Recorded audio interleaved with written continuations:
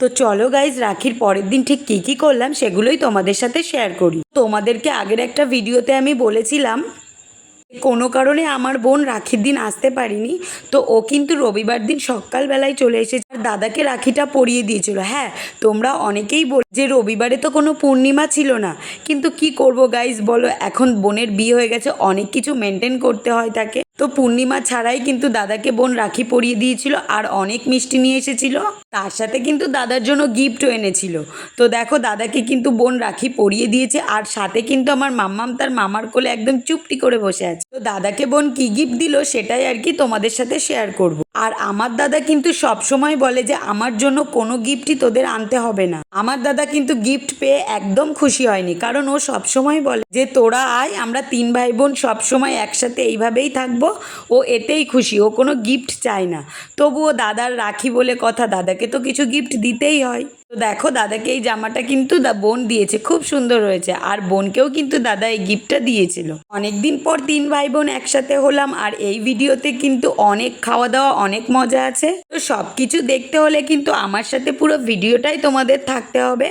আর ভিডিওটা কিন্তু একদম স্কিপ করবে না।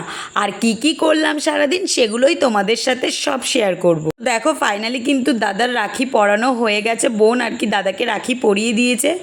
চলো এবার কি কি মেনু হলো সেগুলোই তোমাদেরকে বলি। এখানে দেখো বাসমতি চাল আছে, এটা কিন্তু সাদা রাইস হবে, প্লেন আর কি। আর এখানে দেখো গোবিন্দভোগ চাল আছে 1 কিলো, আর ওখানে বাসমতি রাইস আছে 1 কিলো।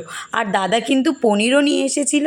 তোমরা কেউ কেউ গেস করতে পারছো যে কি কি মেনু হবে। তো চলো দেখো, পনির কিন্তু ভাজা শুরু হয়ে গেছে, পনির আলুর তরকারি করে নিয়েছিলাম আর কিন্তু পোলাও করে নিয়েছিলাম। তো পনির আলুর এই রেসিপিটা তোমাদের সাথে কিন্তু আমি নেক্সট ভিডিওতে শেয়ার করব।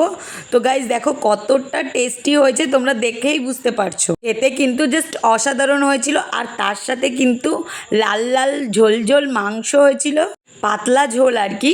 তো দেখো, চিকেন কষাও কিন্তু আমার প্রায় কমপ্লিট আর এদিকে পনিরও হয়ে গেছে। তো এই ছিল আজকের রবিবারের আমাদের বাপের বাড়ির মেনু আর কি। গাইজ, আমার গলার ভয়েসটা কিন্তু তোমাদের অনেকেরই খারাপ লাগে, কিন্তু আমি কি করব বলো, আমার ভয়েসটা এরকমই। যদি কেউ আমার সামনাসামনি কথা বলে তখন কিন্তু কোনো সমস্যা হয় না, কিন্তু আমি যখন ভয়েস দিই তখন কিন্তু আমার গলার ভয়েসটা একটু ভারী লাগে। তো দেখো, এখানে চিকেন কষা আছে আর পোলাও আছে আর কিন্তু সাদা রাইস আর হলো পনির। তো আমরা কিন্তু সবাই মিলে জমিয়ে খাওয়া দাওয়া করেছি। আর তোমরা সবাই খুব ভালো থাকবে, দেখা হবে নতুন কোনো ভিডিওতে। চলো টাটা।